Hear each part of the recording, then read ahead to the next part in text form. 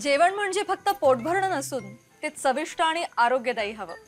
म्हणूनच साई जीवन cold pressed oil बनवलंय सर्वोत्तम शेंगदाण्यांपासून। ना केमिकल्स ना उष्णता, झिरो कोलेस्ट्रॉल आणि ट्रान्स फॅट फ्री।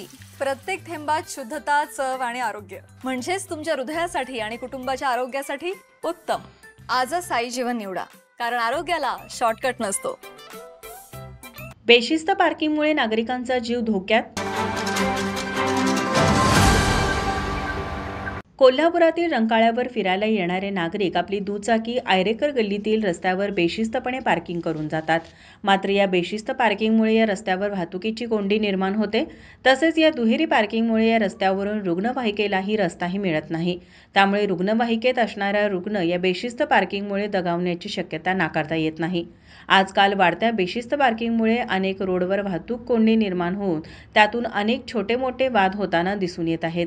याबाबतची अधिकची माहिती देताना युवासेना जिल्हा चिटणीस अवधेश करंबे म्हणाले, नमस्कार, मी अवधेश अरविंद करंबे, युवासेना जिल्हा चिटणीस कोल्हापूर। आता गेले कित्येक शनिवार रविवार रंकाळ्यावर जे पब्लिकचे हे होते वाढता प्रभाव होत आहे, त्यामुळे गल्लीत आमच्या पार्किंगची व्यवस्था करूनही तर खाली बेसमेंटला पार्किंग व्यवस्था करून महानगरपालिकेने तर रस्त्यावर गाड्या सगळ्या लागत आहेत। तुम्ही बघू शकता या गाड्यांच्या माग कशा लावल्या आहेत।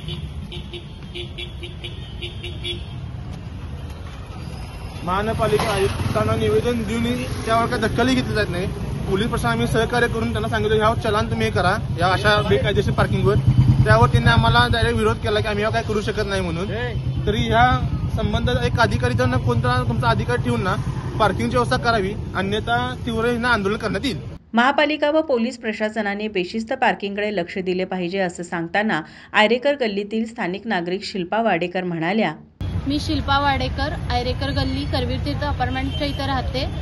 आमच्या गल्लीत इथं दर शनिवार रविवारी आपल्या इथं रंकाळ्यावर येणारे जे काही लोक आहेत त्यांच्यामुळे इथं पार्किंग आपलं सगळं पूर्ण इथं गल्लीमध्ये केलं जातंय।